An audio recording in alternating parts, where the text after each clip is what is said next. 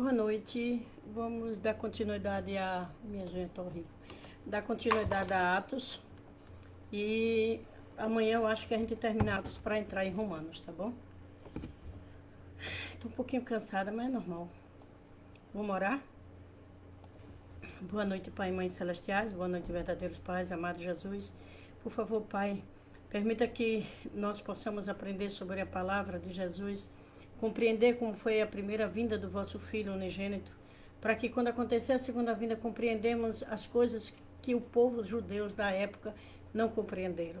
Por favor, nos dê sabedoria e inteligência espiritual para entender e sentir, Pai, vossa angústia e desespero por preparar um povo há 4.000 anos, e aí vem o Messias e eles não reconhecem. Alguns reconheceram, mas não quiseram aceitá-lo. Por favor, não permita que isso aconteça conosco. Permita que vós possa tomar posse da nossa vida, da vida dos filhos, dos descendentes, que o Senhor possa estar com o jovem, Pai, que é o que Satanás está querendo destruir, é o futuro. Que o Senhor possa abrir a mente dele, que os anjos da guarda possam guiá-lo em um caminho seguro, protegido pela vossa prática, pelos vossos ensinamentos através dos vossos filhos. Te peço que o Senhor possa estar conosco nesse momento e que abençoe, Pai, tenha misericórdia do mundo, para que o Senhor possa proteja o justo, aqueles que buscam vós verdadeiramente, de coração e prática. Que o Senhor possa estar com a Coreia do Norte e do Sul, para esse país irmã se tornar unidas novamente sobre vossa tutela, Pai, e vossa proteção. Que o Senhor esteja com os irmãos peregrinos dos Estados Unidos, que aqueles descendentes, aqueles que trabalham, que receba aqueles que trabalharam, Pai, com Jesus, na época de Jesus, na época do Velho Testamento, e que deu origem, Pai, no futuro, que agora para nós já é passado, originou-se uma nação baseada na fé e na prática da fé.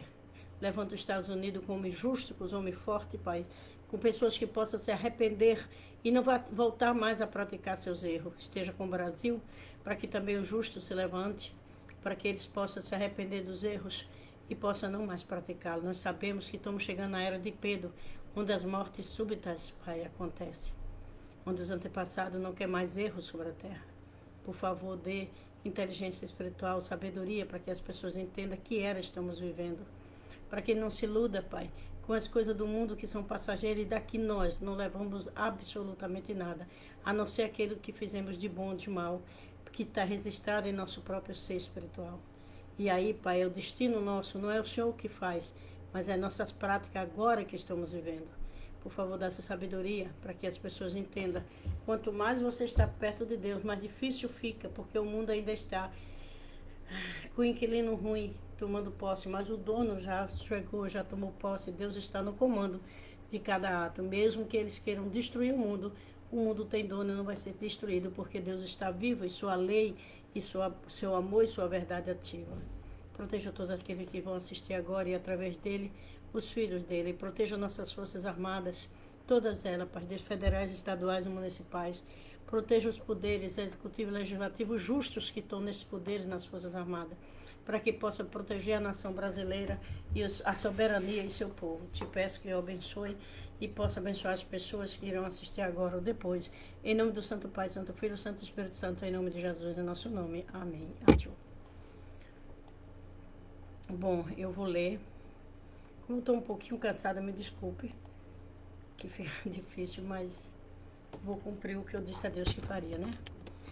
Atos dos Apóstolos, capítulo 25, versículo 1. Ora, tendo Festo vindo para a província, após 3 dias, ele subiu a Cesárea para Jerusalém.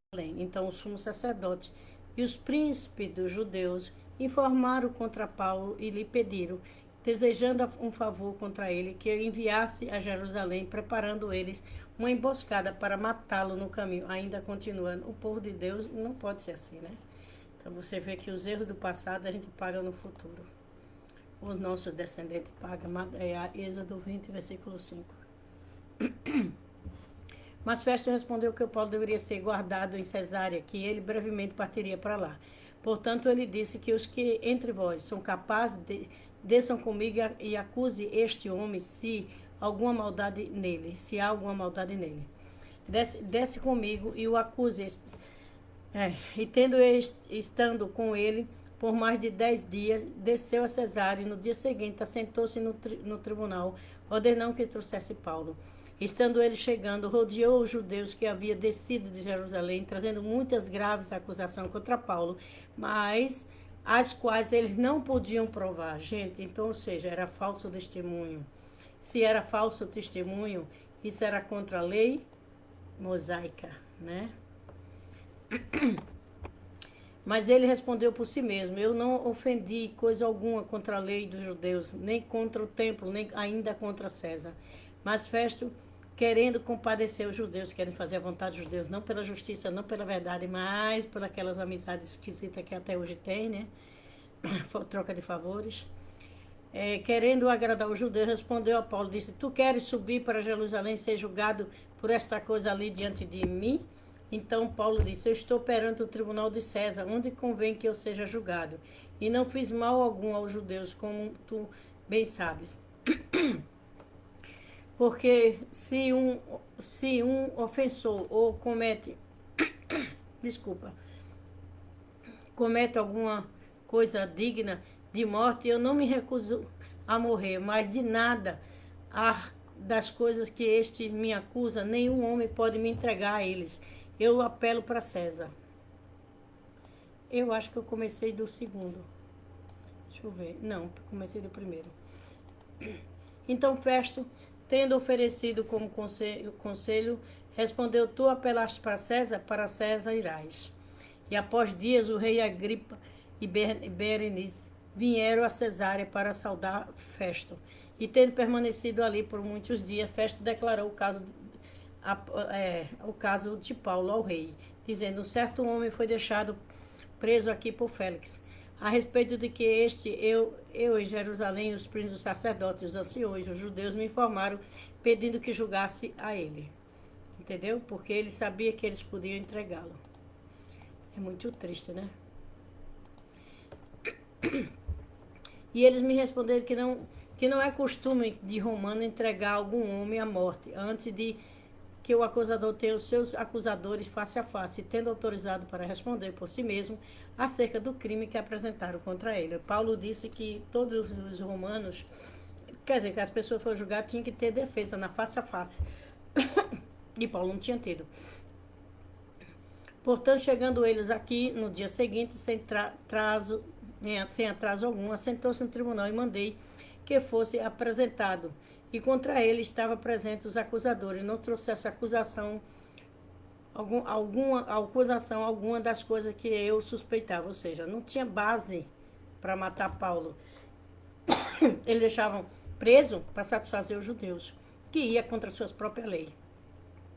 Mas tinha certas questões contra ele acerca de suas superstições de um tal Jesus que estava morto e que Paulo afirma que está vivo.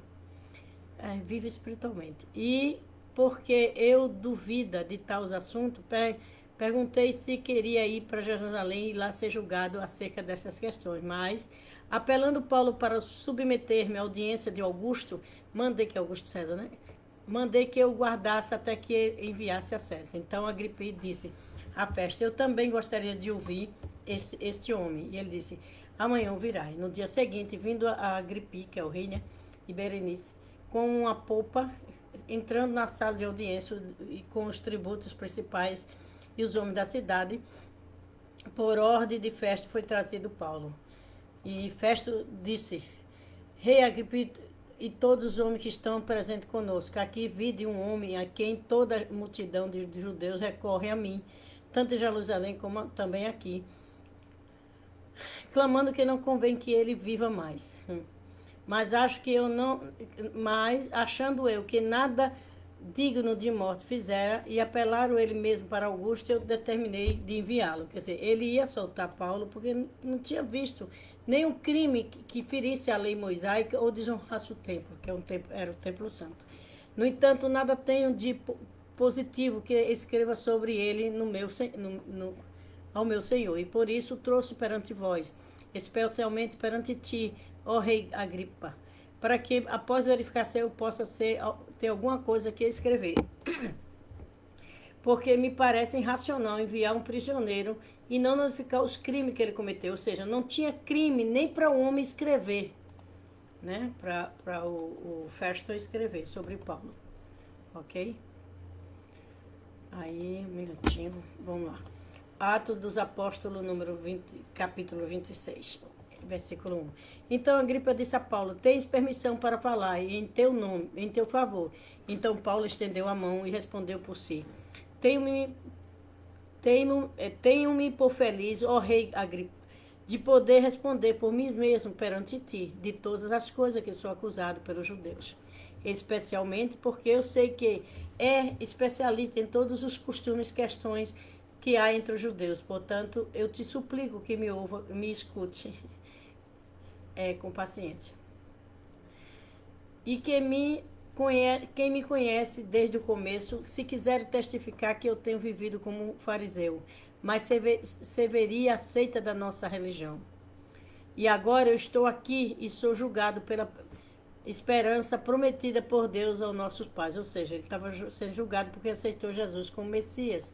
É isso que ele quis dizer. Qual a promessa? Nós 12 servimos a Deus continuamente dia e noite, esperando chegar. Por essa esperança, ó rei Agripa, eu sou acusado pelos judeus. Porque deveria ser algo incrível entre vós que Deus ressuscitasse os mortos. Ele faz uma pergunta: não deveria ser algo incrível entre nós que Deus ressuscitasse os mortos? Só que eles pensavam que Paulo estava falando da morte física. E na realidade Paulo estava falando sobre a morte espiritual, né? Porque fisicamente ninguém morre. Ou espiritualmente ninguém morre, só morre fisicamente. Eu verdadeiramente pensei comigo mesmo que devia fazer muitas coisas contra o nome de Jesus de Nazaré. E estas coisas eu fiz também em Jerusalém. Muitos dos santos eu prendi nas prisões, tendo recebido a autorização dos príncipes e dos sacerdotes. E quando eles o matavam, eu dava minha voz contra ele. Como é? Tudo que quero que os homens façam, fazer ele primeiro. Então ele estava sendo perseguido, porque ele foi perseguidor. E punindo-os frequentemente em todas as sinagogas, obrigando a blasfemar, sendo excessivamente enfurecido contra ele. Perseguia até as cidades estrangeiras. Então, indo a Damasco com autoridade e comissão dos príncipes do sacerdote para perseguir os judeus cristãos, no meio-dia, ó rei, eu vi um caminho como uma luz do céu.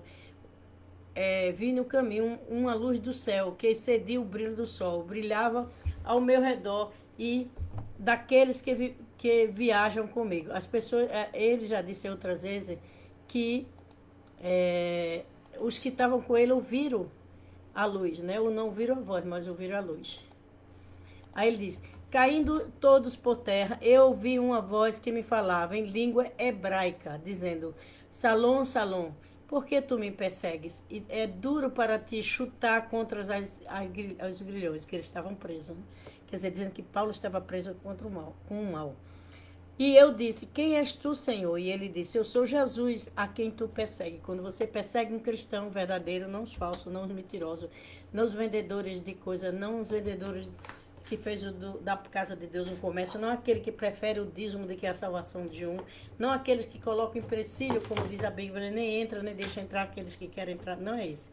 São os verdadeiros cristãos. Quando você persegue, você está perseguindo Jesus, está perseguindo os pais celestiais. Então Jesus disse, ele disse: eu sou Jesus, é quem tu persegues. Mas levanta-te, põe de pé sobre teus pés, porque eu te apareci por este propósito, para te fazer ministro e testemunho de tantas coisas que tu tens visto, e com das coisas que eu ainda te aparecerei. Olha bem, Jesus, por isso que eu digo que as pessoas não entendem, Jesus disse que ele era para testemunhar o que eu vi e o que ainda ia ver. Por quê? Porque Jesus ensinou diretamente a Paulo. Ele diz: que ainda te aparecerei. Aparecer para ensinar. Levanta-te desde o povo dos judeus a quem... Gentios, desculpa. Desde o povo gentis a quem agora eu tenho te enviado. Abre os olhos e os converte das trevas para a luz. O povo gentil seguia o quê? O Velho Testamento. abre os olhos das trevas para a luz e do poder de Satanás para Deus. Ou seja, gente, presta atenção, é muito sério isso. Ele disse para tirar eles da ignorância, das trevas que eles estavam e do poder de Satanás para levar ele para Deus. Para aqueles que possam receber o perdão dos pecados e a herança entre os santificados pela fé em mim. Pelo que o rei Agripa, eu não fui desobediência a essa lei celeste. Ou seja, ele começou a seguir Jesus. É isso que ele disse. Fantástico, né? Mas anunciei primeiramente em Damasco e de Jerusalém por toda a região da Judéia. Então aos gentios que se arrependessem e convertessem a Deus, fazendo as obras dignas de arrependimento. Digna de arrependimento, ou seja, você se arrepende e você passa a fazer obras dignas para que seu arrependimento seja reconhecido por Deus. Por causa disso, os judeus lançaram mão de mim no templo e procuraram matar-me. Tendo, portanto, obtido o socorro de Deus, eu continuo até este dia, testemunhando, tanto o pequeno como os grandes. Não estou dizendo outra coisa que os profetas e Moisés disseram que deveria acontecer, que o Cristo sofreria e seria o primeiro a ressuscitar dos mortos para anunciar a luz ao povo gentil. E como ele falou isso por si mesmo, Festo disse em voz alta: Paulo, tu estás fora de si. Muitas letras fizeram enlouquecer, porque Paulo era uma pessoa formada, né? Além de ser perseguidor, ele era contador de impostos também. Mas Paulo disse: eu não estou louco, excelentíssimo Festo, mas em verdade, sobriedade falo essas palavras, porque o rei porque o rei, diante de quem eu falo livremente, sabe essas coisas, porque eu estou persuadindo que nenhuma dessas coisas lhe é oculta. Por isso, cadê? Está dizendo que ele sabia que aquele rei, o Agripa, né, sabia dessa verdade. E ele disse: persuadindo e que nenhuma dessas coisas lhe é oculta, e por isso não foi um conto. Agripinho, tu credes no profeta? Eu sei que tu credes. Então Agripinho disse a Paulo: falta pouco para me converter a tornar-me um cristão. Olha o que o Paulo responde. E Paulo disse: peço em Deus que por pouco ou muito, não somente tu, mas também todos que me ouvem, neste dia se tornem tal como eu sou, e a não ser por essas correntes, quer dizer, que não esteja preso. E ele falando isso, levantou-se o rei e o governador Berenice, os quais estavam sentados, e retirando-se dali, falando um com os outros, dizendo: este homem nada fez digno de morte e de prisão. Agripinho disse, que era o rei, a Festo: este homem podia ser solto se não tivesse apelado a César. Ou seja, Agripinho viu que tudo o que ele dizia era verdade. O Pai Mundo diz sempre que o que é verdade vai ficar na sua mente, no seu coração. Não vai ter como esquecer. Por mais que você tente fugir da verdade, ela fica registrada, porque nós temos a mente original que faz parte do nosso espírito e não do nosso físico. E aí tudo que Paulo disse ali era verdade, então gravou no coração do rei Agripa. E ele disse que sabia que ele entendia, ou seja, ele sabia que ele compreendia, que já tinha escutado sobre essas palavras, sobre Jesus, e que ele não feriu nada, porque justamente o Velho Testamento se cumpre com a chegada de Jesus. E começa a nova lei, novos profetas, como Jesus disse em Mateus 11:11. E Lucas 16:16, né? Que toda a lei profeta profetizou até João, e depois dele vem a boa nova. E o Velho Testamento encerra com Jesus, com tudo que dizia sobre a morte e a glória de Jesus. Se o povo recebesse Jesus, seria uma nação e um mundo glorioso. Se o povo recusasse, seria o Senhor do sofrimento, como se tornou, e esperaria mais 2000 anos para poder preparar e enviar o Messias da segunda vinda. Essas são as palavras de hoje. Espero que vocês entendam. Se não entenderem, é só nos falar, que estudamos mais vezes juntos. E vamos orar. Boa noite, Pai e Mãe Celestiais. Boa noite, verdadeiros pais. Bondoso Pai, por favor, guia cada um de nós, o nosso lar, nossos filhos, nossos descendentes, sobre a vossa vontade, sobre as vossas bênçãos e proteção. Bondoso Pai, esteja naqueles hospitais onde tem jovens precisando do auxílio, da cura de Jesus, do auxílio, cura e amor dos irmãos. Por favor, Tem sobre ele vossa mão e vossa proteção, para que ele entenda, Pai, o valor da vida e o valor de vossos filhos. Que o Senhor coloque dentro do coração dele a vontade de vir continuar, porque ainda é muito jovem, que o Senhor o permita e o cure. Bondoso Pai, por favor, permita que também que as pessoas orem com seu coração e sua mente, para que as orações ultrapassem a parede física e cheguem até os vossos ouvidos e possa assim, Pai, ser contemplada a recompensa daqueles que estão convosco. Protege os justos, Senhor, onde quer que eles estejam, e as famílias, as crianças, os adolescentes, para que nada mais possa acontecer com elas.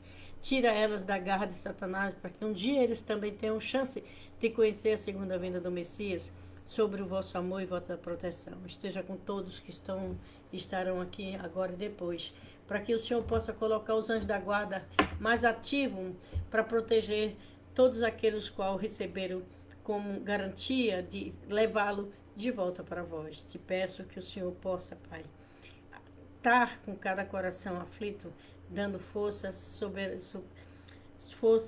e sabedoria para lidar com o momento. Que nunca desamorecem, porque a fé pode mover, como Jesus disse, montanhas de problemas.